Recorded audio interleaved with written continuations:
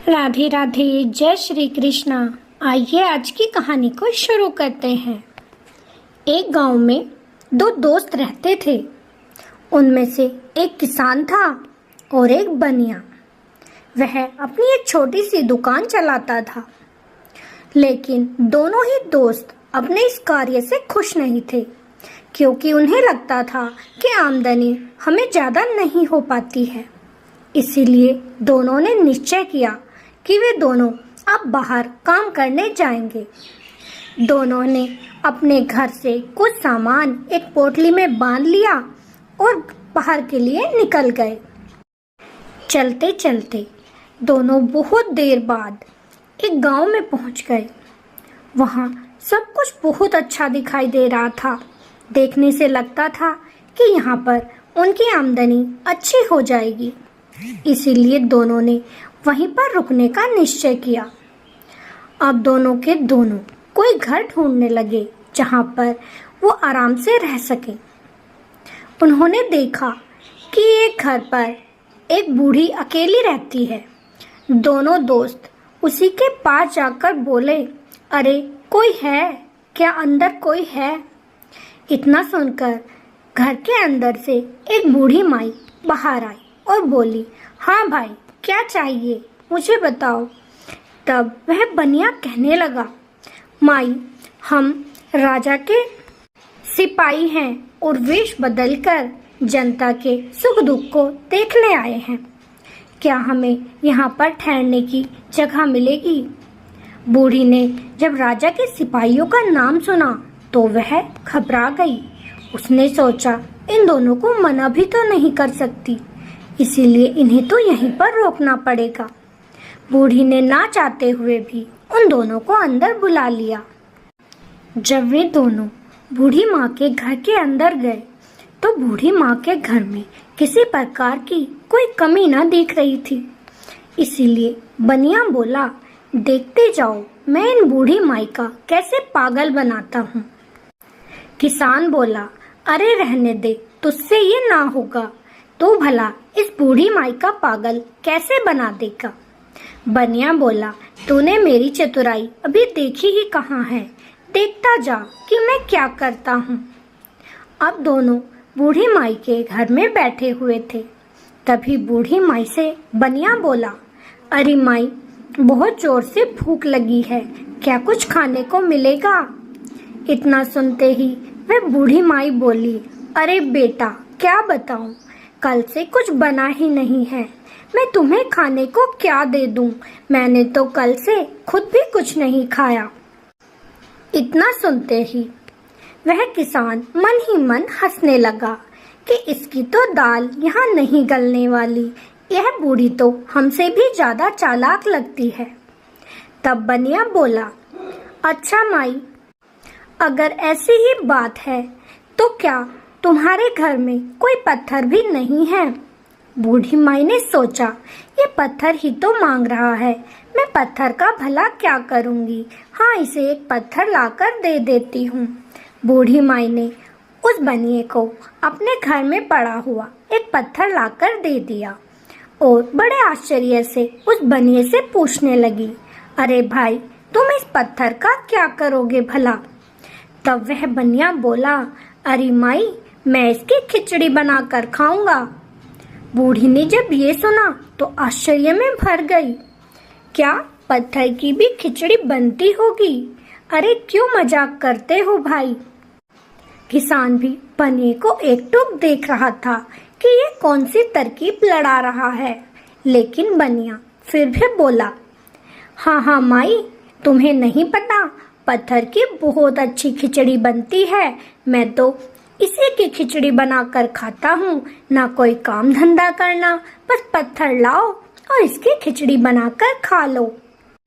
बूढ़ी ने सोचा, अरे मुझे रोज रोज सामान लेने घर से बाहर जाना पड़ता है, अगर मैं पत्थर से बनी हुई खिचड़ी सीख लूंगी तो फिर मुझे काम करने की जरूरत ही ना पड़ेगी, रोज पत्थर से बनाकर खिचड़ी खाया करूंगी। उसने उत्सुकता से बनिए से पूछा, अरे बेटा, क्या तुम मुझे भी सिखा दोगे कि ये खिचड़ी कैसे बनती है? बनिया बोला, माई, ये हमारे गुरुजी ने हमें सिखाई थी, ये हर कोई नहीं जानता। अगर तुम्हें सीखना है तो पूरे 50 रुपए लगेंगे। बूढ़ी ने कहा, लेकिन बेटा, मेरे पास 50 रुपए तो नहीं है। हाँ, 30 रुपए जरूर रखे हैं, मैं तुम्हें वो दे दूंगी और तुम मुझे खिचड़ी बनाना सिखा दो। बनिया ने सोचा, जो मिलता है वही ऐंठ लेता हूँ। बनिया बोला, माई, मुझे तुम पर बड़ी दया आ रही है, नहीं तो 100 रुपए से कम मैं किसी को ये विद्या नहीं सिखाता। चलो तुम्हें खिचड़ी बनाना सिखा देता हूँ। अब तो बनिए ने एक बर्तन मांगा और उसमें उस पत्थर को कई बार धोया। फिर उसने चूल्हे में आग जलाई और एक भगोने में पानी डालकर उस पत्थर को चढ़ा दिया। बुढ़िया एक टूक देख रही थी कि आज पत्थर की खिचड़ी कैसे बनेगी। तब बनिया बोला, अरे माई, एक चमचा भी ला दो। बूढ़ी ने जल्दी से एक चमचा लाकर दे दिया। अब तो बनिया उस चमचे को बार बार उस भगोने में चलाने लगा और बोला, खिचड़ी तो थोड़ी देर में बनने ही वाली है। अगर थोड़ा सा नमक, मिर्च और हल्दी मिल गया होता तो खिचड़ी में बहुत मजा आ गया होता। बूढ़ी माई झट से अपनी रसोई में गई और थोड़ा सा नमक और हल्दी मिर्च ले आई। ले बेटा, जितना चाहिए उतना डाल ले। अब तो बनिए ने जल्दी से उस पानी में नमक, हल्दी, मिर्च मिला दिया और फिर से ढककर बैठ गया। थोड़ी देर बाद जब उसमें उबाल आया तो बनिया बोला, अगर थोड़े से चावल और मिल जाते तो खिचड़ी के खाने का स्वाद अलग ही हो जाता। बूढ़ी ने सोचा, थोड़े से चावल भी इसे लाकर दे देती हूँ, पता चले कि खिचड़ी अच्छी नहीं बनी। अब तो बूढ़ी ने जल्दी से कुछ चावल लाकर उस बनिए को दे दिए और बोली, जितने चाहिए उतने डाल लो। बनिए ने सारे चावल उस भगोने में डाल दिए और फिर चम्मच से चलाने लगा। थोड़ी ही देर बाद बनिया बोला, अरे वाह, खिचड़ी तो बहुत स्वाद लग रही है। अगर थोड़ा सा घी मिल जाता तो वारे के न्यारे हो जाते और खिचड़ी खाने में अलग ही आनंद आता। बूढ़ी अंदर गई और घी भी ले आई और बोली, जितनी जरूरत हो उतना डाल लो। बनिए ने जल्दी से अब खिचड़ी में घी भी डाल दिया और वह बूढ़ी माई से कहने लगा, अरे माई, खिचड़ी तो बनकर तैयार हो गई, चलो अब इसे गर्मा गर्म परोस लो और हम इसे खाने की तैयारी करते हैं। तीनों ने खिचड़ी को बड़ा मजा ले लेकर खाया। सबसे ज्यादा मजा लेकर तो वह बुढ़िया खा रही थी। उसे लग रहा था कि यह तो पत्थर से बनी हुई खिचड़ी है। वह मन ही मन बड़ी खुश थी कि मैं भी पत्थर से खिचड़ी बनाऊंगी और आराम फरमाऊंगी। बनिया बोला, देखो माई, अब तो मैंने तुम्हें पत्थर से खिचड़ी बनाना सिखा ही दिया है, तो अब हमें बहुत नींद आ रही है, क्या हम यहाँ पर सो सकते हैं? बुढ़िया बोली, हाँ हाँ बेटा, अब तुम सो जाओ। ये कहकर बुढ़िया भी सोने चली गई। अब बनिया और किसान दोनों एक जगह पर लेटे हुए थे। तब किसान बोला, अरे वाह भाई, तूने तो इस बुढ़िया का अच्छा पागल बनाया और 30 रुपए भी ऐंठ लिए और सारा सामान इसी से मंगवा लिया। तेरी तो बात ही अलग है। तब बनिया बोला, हाँ, मैंने तो अपनी करामात कर दिखाई, लेकिन अब तुझे भी कुछ ऐसा करना होगा जिससे पता लगे कि तू मेरा मित्र है। किसान बोला, तो चिंता मत कर, मैं तुझसे भी ज्यादा पैसे कमा कर दिखाऊंगा। बनिए ने कहा, ठीक है, तो तू कल सुबह ही तैयार होकर गांव में चले जाना। मैं बुढ़िया से कह दूंगा कि आज मेरे दोस्त की बारी थी, उसे ही वेश बदलकर गांव में घूमना था। ऐसा ही हुआ। अगली सुबह किसान जल्दी जल्दी उठा और तैयार होकर गांव में निकल गया। वह चलते चलते एक दूसरे गांव में पहुंच गया। वहां उसने देखा कि कुछ लोग एक पेड़ के नीचे बैठे हुए थे और उनके बीचों बीच एक महाजन बैठे थे जो लोगों को गप्पे हाँक हाँक कर बढ़ा चढ़ा कर बातें बता रहे थे और भोले भाले लोग उसके कहे में आ भी रहे थे। ये सब देखकर किसान को बिल्कुल अच्छा ना लगा। उसने सोचा, ये बेचारे भोले भाले किसान इस गपोड़ी के बातों में आ रहे हैं और ये इसका पागल बना रहा है, इसे तो मैं मजा चखाऊंगा। वह महाजन बोल रहा था कि यहाँ के सेठ से मेरी इतनी बनती है कि वह रोज मुझे घर पर बुलाते हैं और घंटों बतियाते हैं। लोग भी उसकी बात सच समझ रहे थे। तभी वहाँ पर वह किसान चला गया और बोला, अरे भाइयों, तुम्हें पता है ये तो उस सेठ से सिर्फ बातें ही करता है, लेकिन मैं उनका इतना खास हूँ कि वो मेरे साथ खाना भी खाते हैं। सब लोग आश्चर्य से उस किसान को देखने लगे। तभी वह महाजन बोला, अरे तूने अपनी शकल भी देखी है? क्या तुझे सेठ अपने पास बुलाएगा? नहीं, तुम झूठ बोलते हो, ऐसा नहीं हो सकता। तब वह किसान बोला, अगर तुम्हें यकीन नहीं होता तो आज 1 घंटे बाद तुम सेठ के घर आकर देख लेना, मैं उनके साथ खाना खाकर दिखाऊंगा। तब वह महाजन कहने लगा, अगर ये सच हुआ तो मेरी जेब में पूरे 500 रुपए पड़े हैं, मैं सारे तुम्हें दे दूंगा और तुम जीत जाओगे। लेकिन अगर ऐसा नहीं हुआ तो तुम्हें मुझे 500 रुपए देने पड़ेंगे। किसान ने सोचा, यही अच्छा मौका है, इसका फायदा उठाता हूँ। उसने शर्त मान ली और 1 घंटे बाद सेठ के यहाँ आने को बोल दिया। अब तो जल्दी ही किसान उस सेठ का घर पूछते पूछते उसके हवेली तक पहुंच गया। इत्तेफाक की बात थी कि सेठ घर के बाहर ही खड़ा था। उसने जब किसान को देखा तो पूछने लगा, अरे तुम यहाँ क्या करते हो? तब किसान बोला, अरे सेठ जी, मुझे आपसे बड़ा जरूरी काम था। आपको पता है, टोपी जितना गोल और पत्थर जितना भारी, इतने सोने का क्या दाम होगा भला? जब सेठ ने ये बात सुनी तो उसके मन में लालच सा आ गया।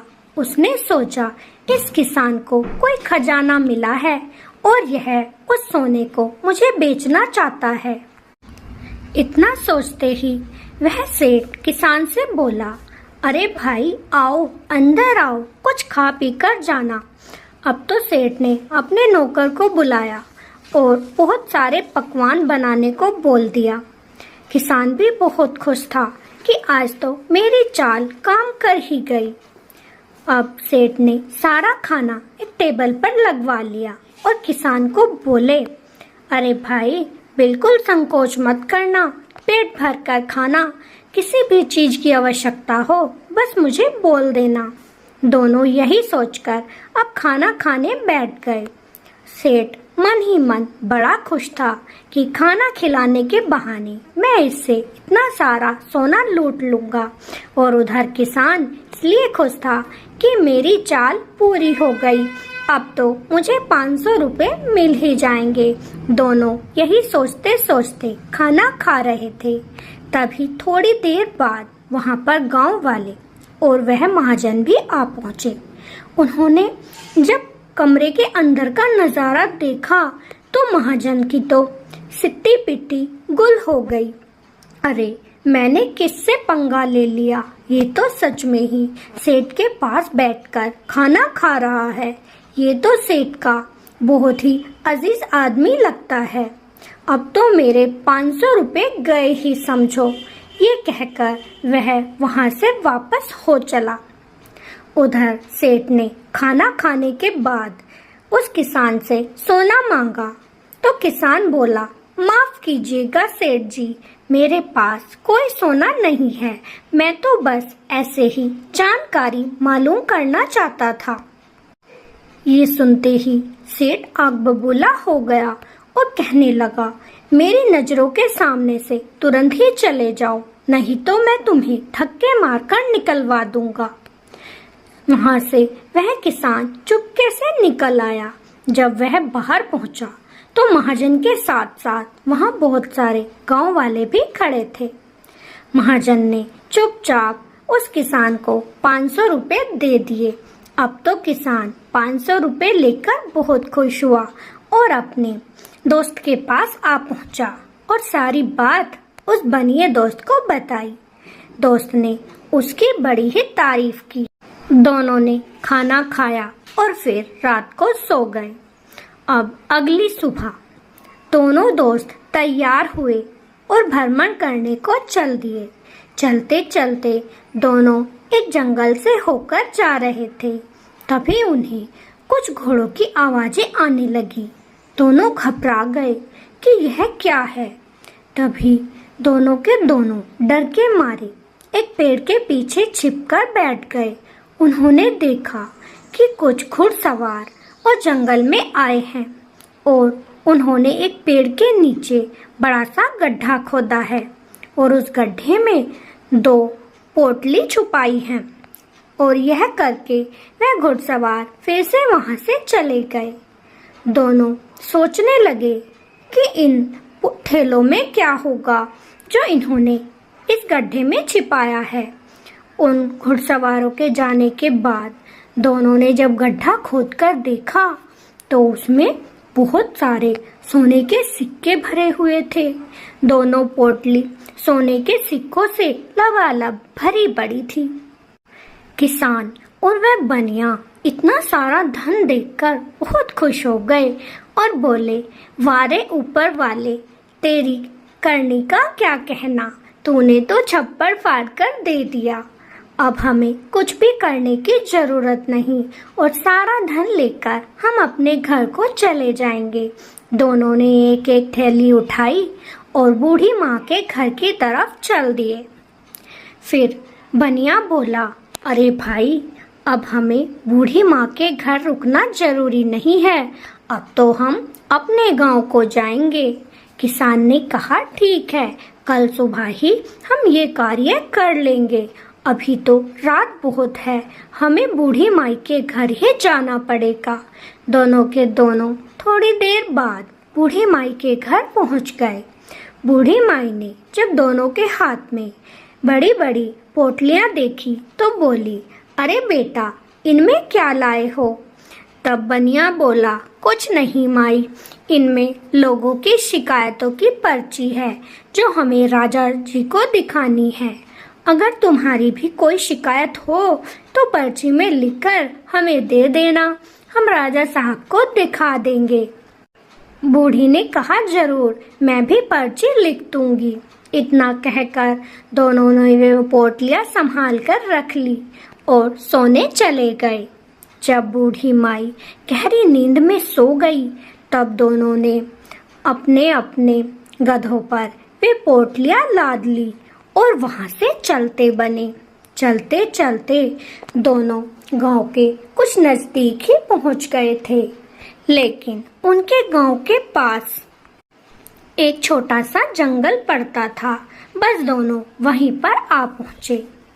अब दोनों के मन में अचानक से लालच ने घर कर लिया। बनिया सोचने लगा, मैं इस किसान को भला सारा धन क्यों दे दूं? ये इसका हकदार नहीं है। अगर ये नहीं होता तो ये सारा धन मैं ही तो लेकर जाता। अच्छा होगा कि मैं इसे यहीं पर मार डालूं, फिर तो यह सारा धन मेरा ही हो जाएगा।